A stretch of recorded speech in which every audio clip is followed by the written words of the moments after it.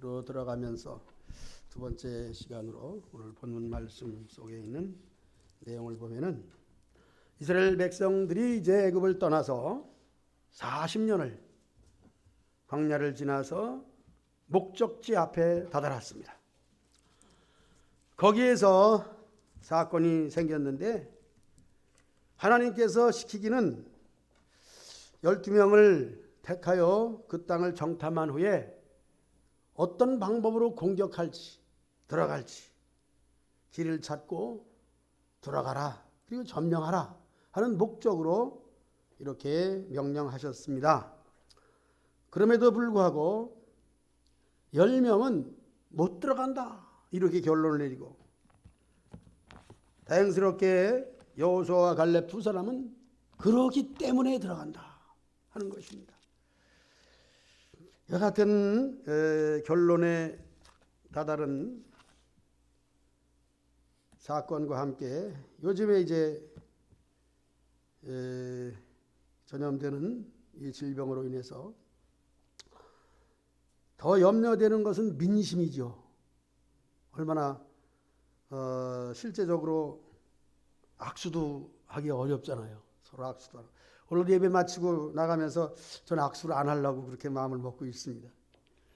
그거 자체부터가 얼마나 참 어렵습니까? 그래서 서로 조심하는 의미가 되겠죠. 그럼에도 불구하고 민심은 각박해지고 어떤 방송에서도 6시 내 고향인가 거기에 구리시에 있는 어떤 시장 상인이 나오는데 그렇게 얘기하더라고요. 이것은 이전에 이미 촬영한 것이기 때문에 이것과는 상관없다고, 전염병과는 상관없다고 그렇게까지 얘기하는데 구리시를 얘기하더라고요. 그래서 구리시 사람들은 얼마나 참 속상한가 그런 생각이 들었습니다. 민심이라는 거죠. 오늘 본문에도 바로 그런 모습입니다. 자, 민심. 사람들을 힘을 얻게도 하고 힘을 빼게도 하는 것이 또 말이죠. 우리의 말이라고 하는 것은 사실임에도 불구하고 그 사실을 하나님 편에서 믿음으로 하느냐 그렇지 않으면 내 생각을 가지고 악평하느냐 그와 같은 교훈을 받게 되고 우리 개인적인 믿음의 생활에도 이렇게 적용시키고 그래서 칭찬하는 말을 해야 되고 비평하든가 또 남에 대한 나쁜 점을 얘기한다든가 그것은 참으로 민심을 흉흉하게 하고 신앙을 약하게 하는 그런 일이 되는 것입니다. 오늘 이 현장 속에서 나타나는 것을 보면은 우리가 말하는 것은 다 옳죠. 왜 그러냐 하면은 본 것을 말하고 있는 것을 말하고 하고 싶은 말을 하기 때문에 합니다. 그러나 그 말의 결과는 그 말에 힘이 있어가지고 그대로 영향을 주게 되어 있습니다. 그러면은 여호수아와 갈렙은 그럼에도 불구하고 하나님의 뜻을 따라서 그 속에 있는 하나님의 뜻을 말하게 되는 거죠. 그렇게 될 때에 하나님의 뜻이 이루어지고 끝내 가서는 가나안 땅을 점령하게 되는 것을 보게 됩니다.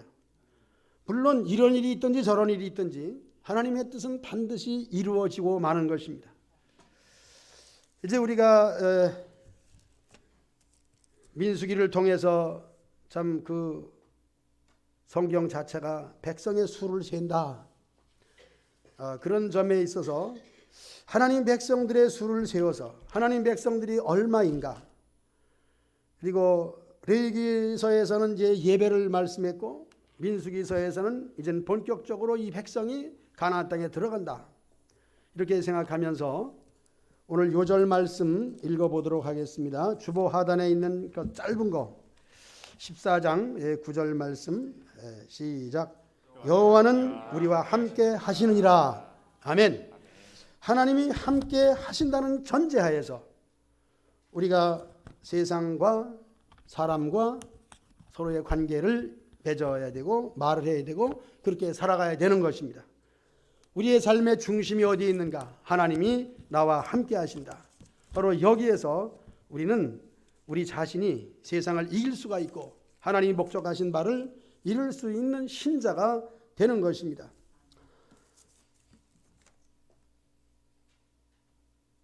요절 말씀이 이제 9절인데 우리 다시 30절을 보도록 하겠습니다. 본문에서 30절 갈렙이 이렇게 나오는데, 자, 갈렙이 시작. 갈렙이 모세 앞에서 백성을 조용하게 하고 이르되 우리가 곧 올라가서 그 땅을 취하자 능히 이기리라 이렇게 하고 있습니다. 33절은 물론 성경을 읽으면은 아멘이 나와야 되는데 여기는 아멘 나오기가 참 그 내용상으로 봐서는 해서는 안 되는 아멘이 되는데 하나님 말씀이니까 아멘이지 그 내용으로서는 아멘이 안 돼요. 무슨 얘기냐면은 안 된다. 메뚜기 같으니까 그들 보기에도 우리가 메뚜기 같다. 거기 아멘하면 되겠어요? 안 되죠. 그러나 성경 말씀이니까 아멘하죠. 그 말은 이와 같은 기록된 말씀은 우리에게 하나님 말씀이니까 받지만 그 내용 속에 있는 그 내용을 받는 것이 아니라 그럼에도 불구하고 라고 하는 것으로 받아야 되는 것이죠. 그래서 하나님 말씀을 읽을 때 아멘할 자리에서 아멘을 하고 아멘할 수 없는 자리에서는 우리가 또 아멘을 할 수는 없는 거죠. 그럼에도 불구하고 전체는 하나님 말씀이니까. 자, 우리가 이 세상을 보는데 그렇습니다. 모든 것은 아멘할 수 없는 부정적인 것이 있습니다. 그건 그렇게 해서는 안 된다. 우린 약하다. 저들은 강하다. 우린 메뚜기 같다. 우린 저들 앞에 그저 밟혀 죽을 뿐이다. 그러한 것이라 할지라도 하나님은 하신다 이겁니다. 뭘? 하나님의 계획과 구원을 이루신다고 하는 것입니다. 그것이 우리 신앙이에요. 이제 오늘 본 말씀을 통해서 첫째로 하나님께서 주신 땅의 상태를 보게 되는데 그것은 17절로부터 24절까지 있고 오늘 말씀은 14장까지 이어가게 되는데 가나안 땅을 주신다고 하는 전제 조건 하에서 하나님께서는 각 지파마다 하나씩 뽑아가지고 가나안 땅으로 정탐을 보내라 하는 내용으로 시작이 되는 것이죠. 그 중에서 유다 지파에서 여분네 아들 갈렙이 뽑혔고 에브라임 지파에서 눈의 아들 여호수아가 뽑혔는데 이 두 사람이 있음으로 말미암아 하나님의 뜻을 분별할 줄 알고 우리가 믿음의 생활하는 데 있어서 이 두 사람을 본받을 수 있는 거울이 된다는 것 얼마나 감사한지 모릅니다. 그러므로 이 세대에 저와 여러분들이 있음으로 말미암아 안 믿는 사람들이 여러분 때문에 예수님을 믿고 하나님 백성 되고 구원받는 역사가 있으시기를 축복합니다. 레위기서에서 제사법을 얘기하면서 특별히 민수기로 들어오면서 절기를 강조하게 되는데 그 절기 중에서 가장 중요한 민족의 절기가 무엇이냐 하면은 바로 유월절이에요. 6월절 절기, 6월절 절기 그러면은 아무래도 저는 265장 찬송을 좀 해야 될 것 같아요.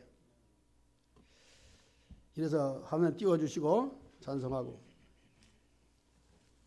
이스라엘 민족이 지금 가나안 땅을 들어가는데 이 찬송을 불러야 될 것 같은 생각이 든다 이 말이죠.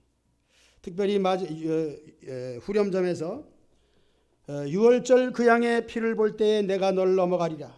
죽음의 사자가 넘어가는 유행 질병이라는 것은 지난번에도 여러 가지 많은 질병이 지나갔지만 이번에도 그렇고 근원적으로 보면은 발원지가 중국인데 중국은 얼마 전에 우리 노예 안에 있는 교회에서 선교사를 파송했는데 파송 예배를 드리고 와서 얼마 후에 소식이 들려오기를 들켰대.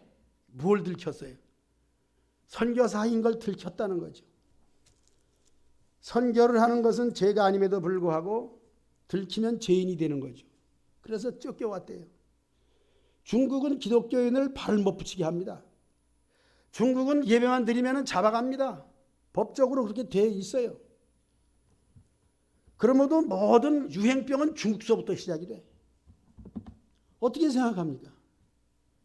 참으로 그들이 가지고 있는 사상은 아직도 공산당의 사상을 가지고 있고, 기독교를 발을 못 붙이게 하고 교회를 세우지 못하게 하고 선교사들을 쫓아내는, 심지어 제명을 붙여가지고 사형까지 시키는 그런 악한 그들. 그래서 유월절을 생각하면서 그 피를 볼 때에 내가 널 넘어가리라. 우리가 살아날 수 있는 방법은 바로 유월절 신앙인데 265장을 4절까지 다 부르도록 하겠습니다. 주 십자가를 지심으로 죄인을 구속하셨으니.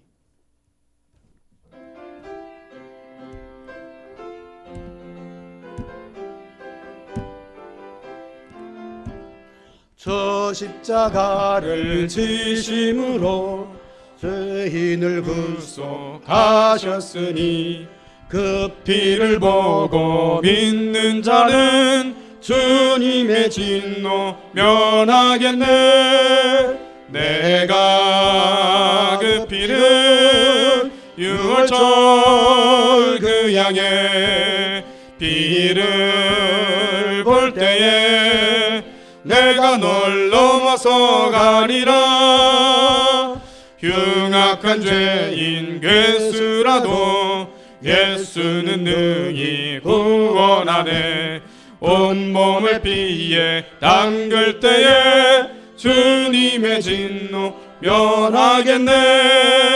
내가 그 피를 유월절 그 양의 피를 볼 때에 내가 널 넘어서 가리라.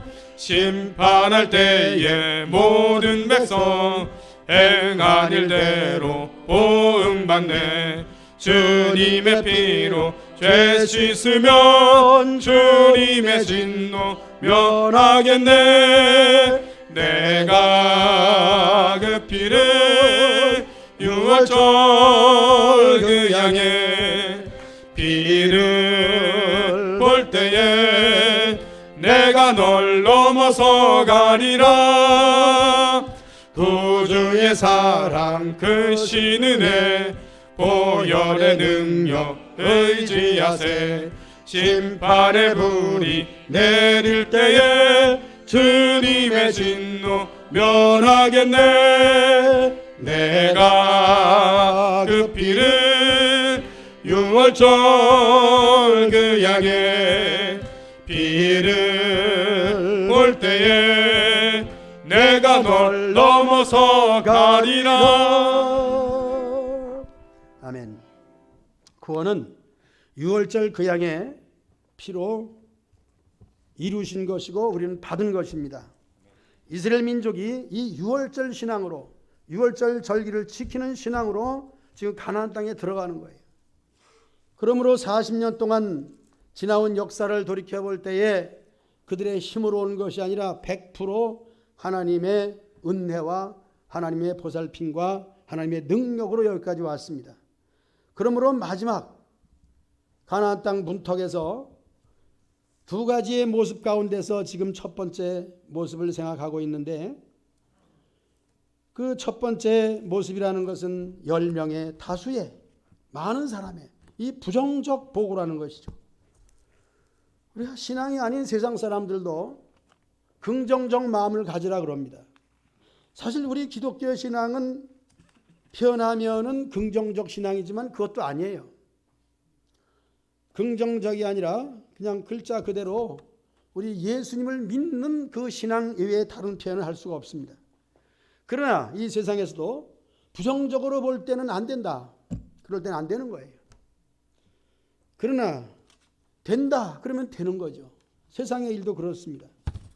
그래서 말씀드린 것처럼 남을 평가할 때에 나쁘게 평가하면은 그 사람하고는 친할 수가 없습니다.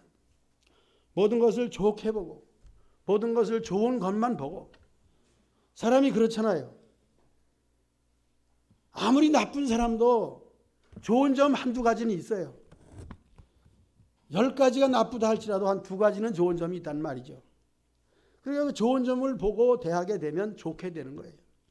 그 나쁜 것을 가지고 자꾸 나쁘다고 얘기하고 그렇게 되면 아예 나쁜 사람 돼버리고 그 사람은 어떻게 설 자리가 없는 거죠. 10명의 부정적 보고 12명의 공통적으로 본 상황을 그 10명은 공통적이라는 것이 뭐예요? 키가 큰 것도 사실이고 비옥해서 포도송이를 둘이 메고 오는 것도 사실이고 거기에는 오늘 표현한 것처럼 그 당시에 유명한 거인들, 장대한 네피림이라고 하는 그런 족속이 그 당시에 있었습니다. 그들이 있는 것은 눈으로 본 것이 사실이고 들어가기 어려운 것 사실이고 성벽도 보면은 튼튼히 세워져서 저 성벽을 뚫을 수가 없는 것도 사실이고 그럼에도 불구하고 이 10명은 그것만을 보고 그 판단이 자신의 판단일 뿐이에요. 하나님이 들어가서 정탐하라고 있는 하나님의 뜻을 다 무시해버리고 자기의 판단으로 자기의 판단을 보고하는 것이죠. 보고라고 하는 것은 어디까지나 그 명령을 주신 하나님의 뜻을 받들어서 보고를 해야 되는 거예요. 우리가 믿음의 생활에 있어서의 모든 결과도 그렇습니다. 하나님이 어디까지 그리고 어떻게 우리를 인도해 주셨는가, 내가 인생의 삶 속에서 어떻게 살아왔는가, 하나님의 은혜라는 것을 깨달을 때에 우리는 하나님의 은혜의 말을 할 수 있는 것입니다. 더욱 우리는 살아가면서 보면은 거의 다 누구를 위해서 사는 거예요. 사실 나를 위해서 산다고 하지만 나만을 위해서 살면은 재미가 없습니다. 내가 이 일을 함으로 말미암아 가족이라든가 다른 사람에게 유익이 되고 도움이 된다, 그런 데서 보람을 느끼는 거 아니겠습니까? 우리가 홀로 살 수 없는 것과 마찬가지로 내가 열심히 일을 한다, 나 혼자 먹기 위해서 산다, 재미가 없는 거예요. 그 나로 인해서 다른 사람이 유익하다, 그때에 우리는 보람을 느끼게 되는 것이 사실입니다. 저도 그렇지만 여러분도 다 그러리라 생각이 됩니다. 그러므로 사회적 동물이라고 하는 것은 곧 나 혼자가 아니라 두세 사람이 같이 살 때 삶의 의미가 있는 거죠. 저는 여기서 그런 생각을 해봤습니다. 내가 남을 위해서, 남에게 유익을 위해서, 남을 기쁘게 해주기 위해서 살아가는 그 삶에 있어서의 궁극적인 목적이 뭐냐 하면은 그것도 다가 아니고 우리가 살아가는 것은 정말 하나님이 기뻐하시고 하나님이 좋아하시면 바로 그것이 우리의 삶의 목표다. 저는 그렇게 확신을 가졌습니다. 즉 내 자신이 남에게 도움을 주고 남이 유익한 점을 위해서 내가 살아간다면 그것이 기쁨이고 그것이 좋은 것이라면 그것이 다가 아니고 그 위에 하나님의 영광을 위해서, 하나님의 뜻을 위해서, 하나님이 기뻐하는 일을 위해서 내가 한다면 그것이 가장 행복한 일이다. 저는 그렇게 믿습니다. 그렇기 때문에 우리가 해야 될 일이 뭐냐? 저는 그런 얘기를 여러분들에게 해드리고 싶습니다. 제가 김철환 목사님 얘기를 좀 했는데 금요일에 때 했잖아요. 그분이 교회 개척을 해서 너무 어려웠습니다. 아이들 등록금을 못 내가지고 저에게 부탁을 할 정도로 그렇게 어렵고 힘든 거 사실이죠. 그런데 얼마 후에 연락이 왔습니다. 우리 교회 장로님이 돈을 많이 가지고 있는데 그걸 가지고 땅을 사고 지금 교회를 지려고 합니다. 그랬어요. 얼마 전에 입당 예배에 갔다 왔습니다. 그런 얘기를 해요.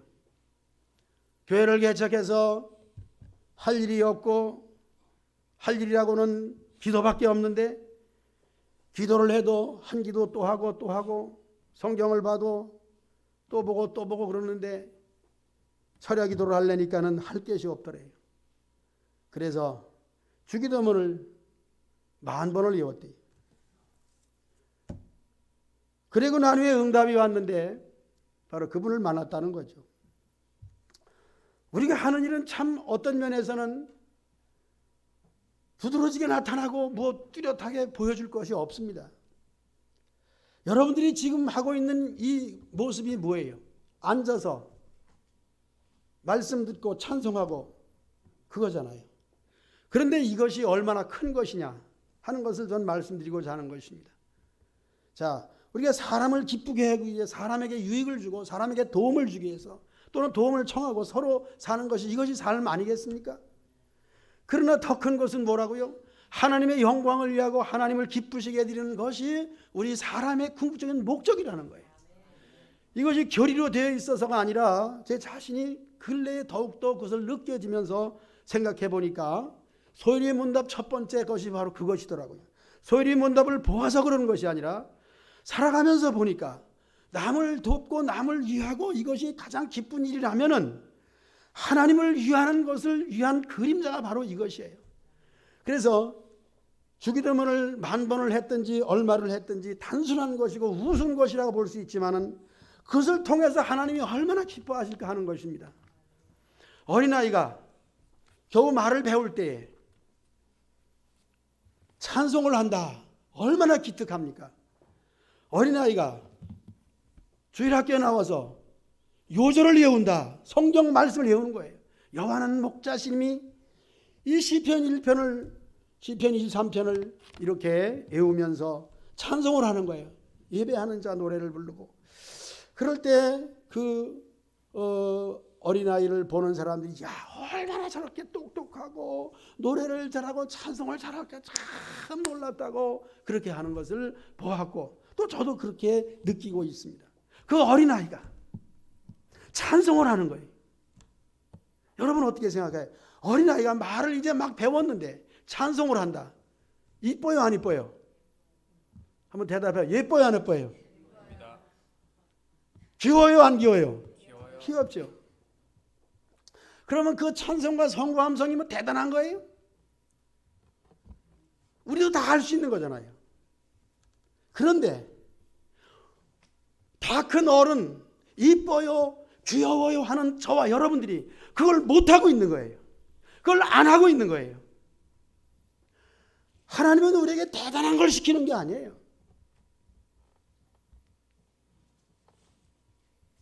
무릎으로 기어서 저 계단에 올라가라 그런 거 시키는 게 아니잖아. 하나님은 저 산속에 들어가서 수도를 하고 돌을 닦고 밥을 굶고 좀 인내를 하고 씨름을 하고 거꾸로 물구나무를 서서 걸어가라 그런 걸 시키는 걸 아니에요. 하나님은 아주 쉬운 거예요. 무엇일까요? 하나님이 하신 일에 대해서 하나님 감사합니다 그렇습니다 아멘 바로 그거밖에 없는 거예요. 우리 믿음의 생활이 대단한 게 아님에도 불구하고 단단함에도 불구하고 어린아이가 그렇게 성구함성하고 노래하면 참 기뻐하면서 본인을 안 하는 거예요. 이게 대단한 거 아니겠습니까? 그래 안 믿는 사람 불신자들도 대단하지만 믿으면서도 하지 않는 것은 더 대단한 거예요. 우리가 얼마나 대단한 사람인지 몰라요.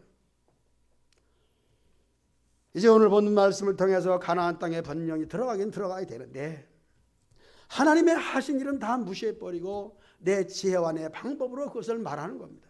안 된다 이겁니다. 내가 보기에는 이렇게 말하는 거죠. 하나님 보시기에라는 전제 조건에서 말을 해야지 내가 보기에는 하는 일 때문에 될 일도 하지 못하는 것을 많이 보았습니다. 많은 문제가 발생하는 사실 교회 안에 있는 여러 문제들을 이렇게 서로 나누고 회의를 하면서 어떻게 하면 좋을까 하는 회의를 하는 것이 사실 노예가 아니겠습니까?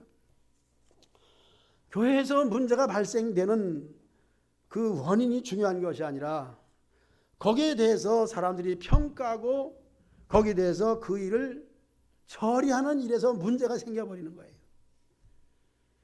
의사도 말하더라고요.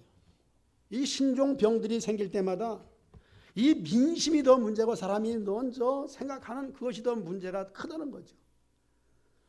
사실 이번에도 과거에 있던 사실 어떤 독감보다도 그렇게 치사율이 높지 않음에도 불구하고 물론 조심을 하고 마스크를 써야 되고 다 조심해야 됩니다. 그럼에도 불구하고 더 큰 문제는 민심이라는 것이죠. 민심이 흉흉하다고 사실은 우리가 평가하는 것 자체도 당연히 나 자신도 그렇기 때문에 사람을 평가하는 것은 아닙니다. 현실 속에서 당연히 닥치는 모든 일들은 같습니다. 그럼에도 불구하고 우리는 여기서 하나님의 뜻을 찾는 거죠. 복음이 어떻게 들어오고 복음으로 인해서 온 세상이 얼마나 행복해졌는데 하나님께 영광은 돌리지 아니하고 자기의 소견에 좋은 대로 해석하는 일들이 우리는 얼마나 많은지 모릅니다. 어린아이 하나가 자기의 자녀가 교회를 열심히 나가고 예배를 잘 드리면 참 기뻐하는데도 불구하고 아이는 그럴지라도 나는 아니다는 거죠.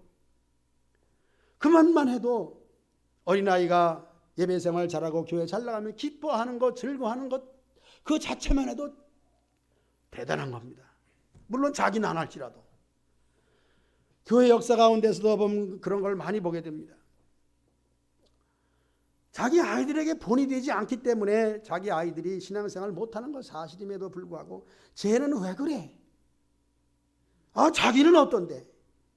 이런 점을 생각하면서 같은 것을 보면서도 10명이 말하는 것은 들어갈 수 없다는 거죠.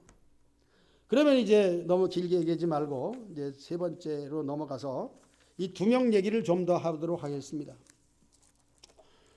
자, 2명을 얘기하면서 비교의식을 좀 생각해 보는데, 이 비교의식이라고 하는 것은 하나님의 뜻을 잃어버리게 하고, 비교의식은 나를 교만하게 하고, 때로는 패배의식의 열등감을 갖게 하는 것이 이 비교의식이죠.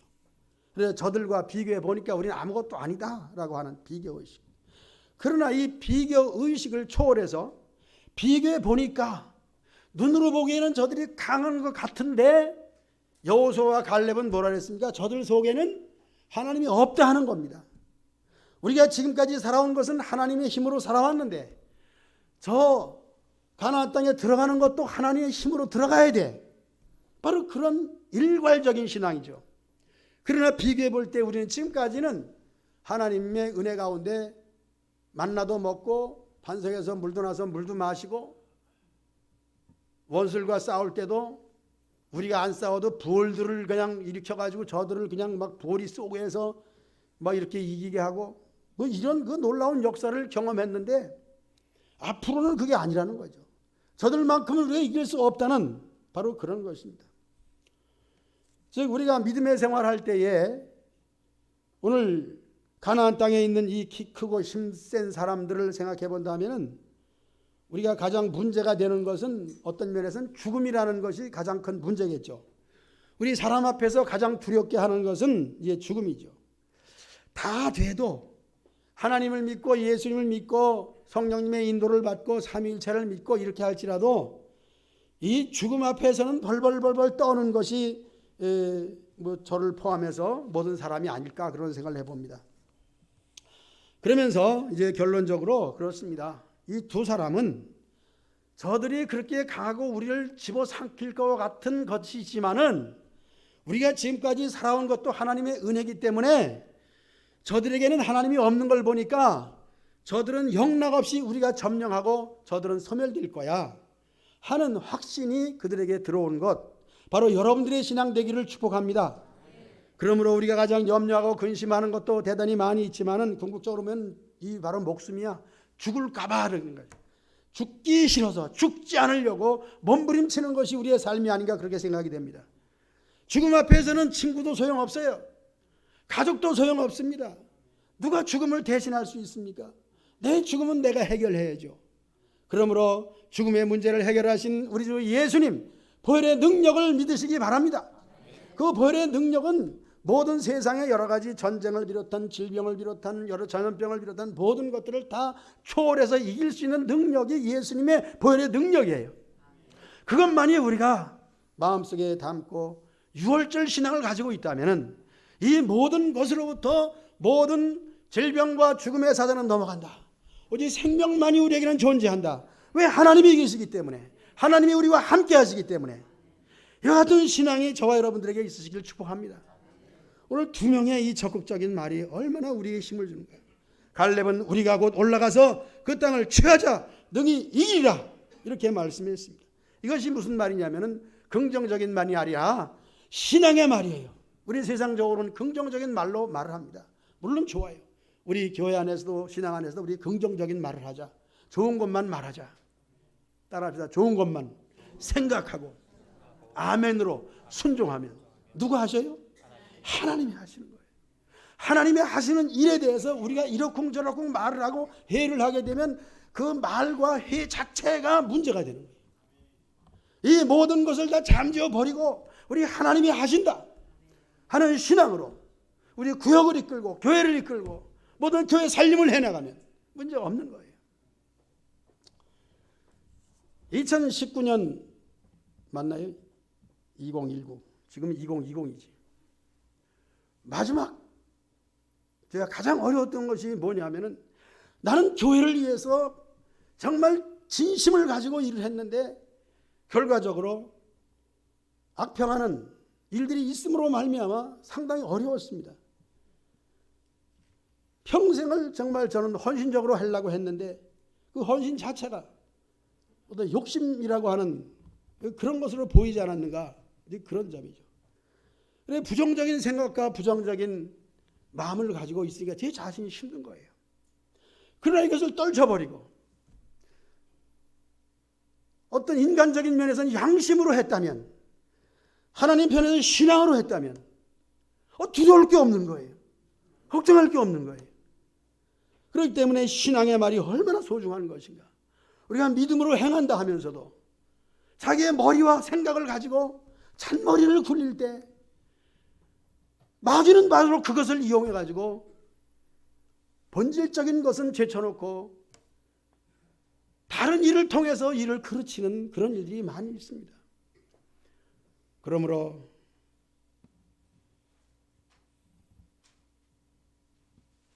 여러분들 마음속에 하나님이 함께 하신다, 하나님이 나와 함께 하신다, 이것만 가지고 있으면 우리들은 개인적인 건강이나 목숨이나 가정적인 살림이나 물질 문제나 세상 모든 것들이 다 무너질 줄로 믿습니다. 악한 것은 무너질 줄로 믿습니다. 하나님의 선한 뜻만 세워질 줄로 믿습니다. 오늘 말씀을 통해서 하나님이 우리와 함께 하신다, 오직 굳센 믿음을 가지고 승리하시기를 주의 이름으로 축복합니다. 찬송하겠습니다. 359장.